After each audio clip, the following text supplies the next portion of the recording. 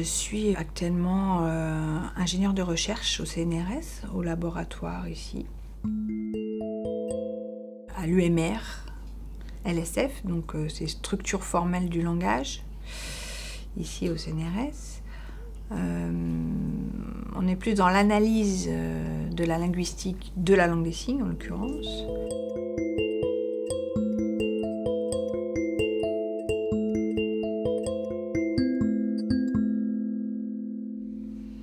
Donc à Toulouse, il y a un groupe de sourds, de différentes personnes sourdes. Moitié, il y a des personnes qui sont à la retraite, et la moitié et l'autre moitié, c'est des personnes qui sont non retraitées. Donc c'est des personnes qui aiment lire des livres. Et ensemble, nous avons décidé d'inviter un auteur. Les thèmes pouvaient vraiment être très variés, hein. C'était pas... on échangeait sur... Chacun pouvait présenter en fait un livre, chacun pouvait partager sur le livre qu'il avait lu en disant bah voilà, moi j'adore ce type de livre, expliquer ce qui s'était passé au moment de leur lecture, ce qu'ils avaient aimé.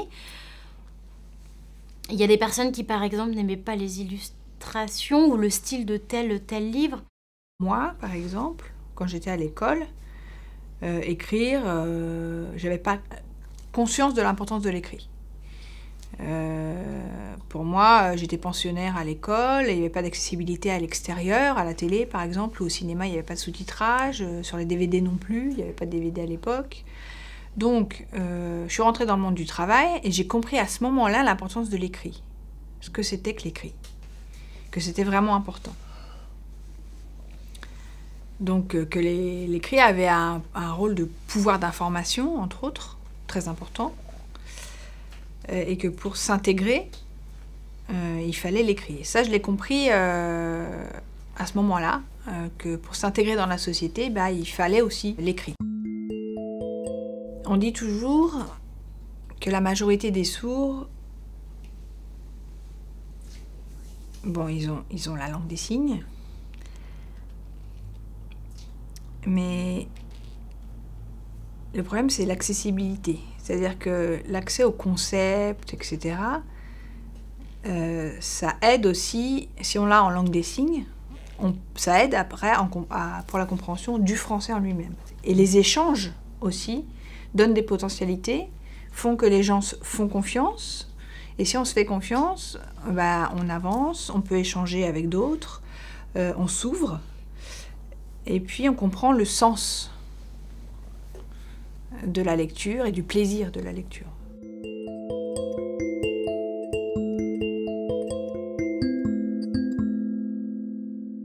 La majorité des sourds, souvent quand ils lisent, ils se disent que c'est automatiquement en lien avec l'articulation, la voix, qu'il faut s'adapter par rapport à ça. Et ça, c'est dû à leur éducation.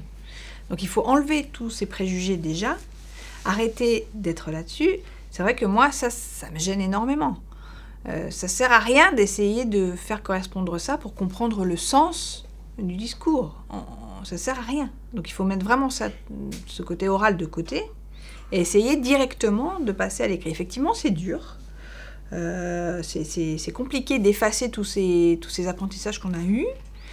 Et effectivement, d'autres personnes sourdes ont les mêmes problèmes. Moi, j'ai échangé avec certaines d'autres.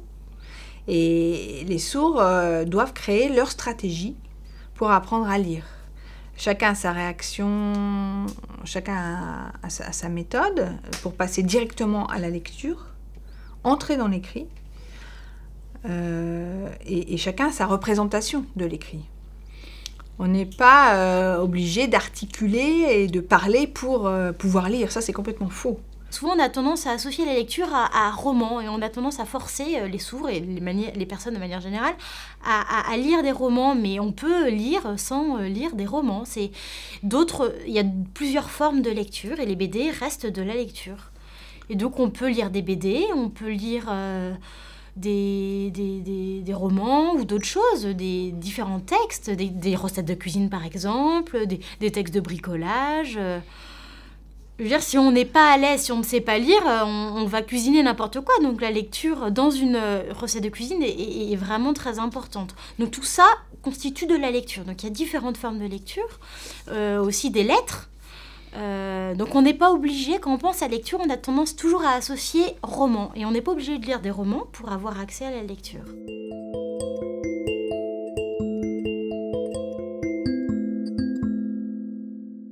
Ma fille Julie est étudiante en 5e année de restauration de céramique à l'Institut national du patrimoine.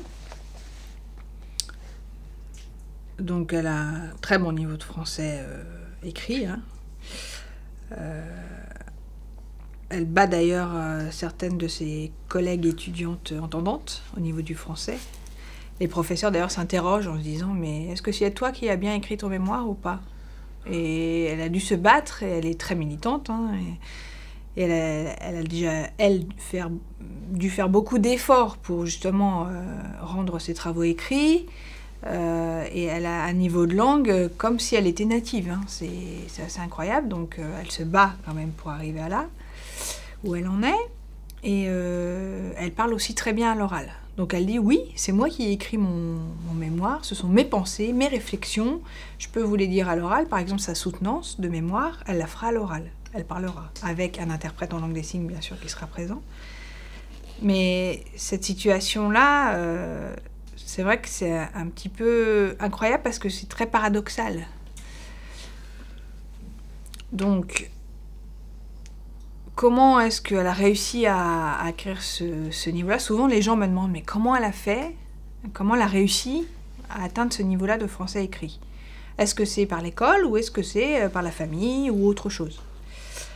Alors, à l'école, bon, on va mettre de côté, hein, le rôle important, c'est les parents aussi, hein, qui l'ont. C'est-à-dire que le rôle des parents est primordial.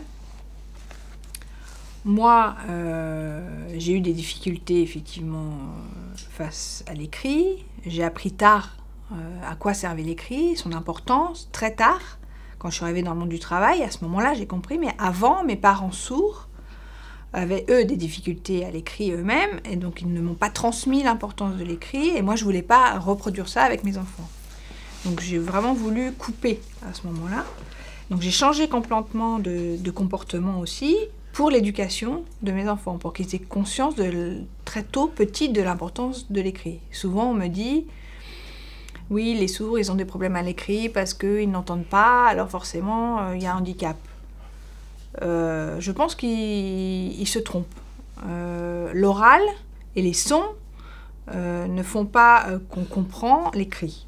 Les concepts, la conceptualisation de l'écrit, c'est complètement différent. Pour moi, c'est un faux problème. On peut très bien accéder à l'écrit avec une langue visuelle, par exemple. Bon, là, bien sûr, les entendants, ils parlent, mais l'écrit, c'est autre chose.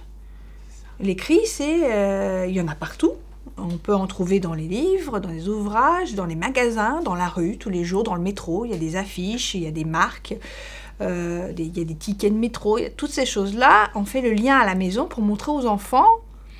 Justement, ça c'est mon rôle, moi en tant que maman, ça a été mon rôle j'en ai pris conscience assez tôt, de faire la médiation entre l'écrit, le monde de l'écrit, et informer mon enfant bah regarde, tu es dans un bain linguistique. L'écrit, tu l'as, c'est visuel l'écrit, donc tu peux y avoir accès. Et en parallèle, la langue des signes, qui est visuelle aussi, tu peux faire les liens, tu peux faire le pont. C'est accessible. Donc petit à petit, elle a commencé à jouer, etc. Elle a pris du plaisir et puis bah, elle a avancé. Alors au niveau des connaissances, au niveau cognitif, elle a commencé à apprendre des concepts. Et puis ensuite, quand elle est allée à l'école, bon, l'éducation n'était pas adaptée, mais elle avait déjà sa stratégie à elle pour apprendre à lire, du coup. Voilà, donc voilà son parcours.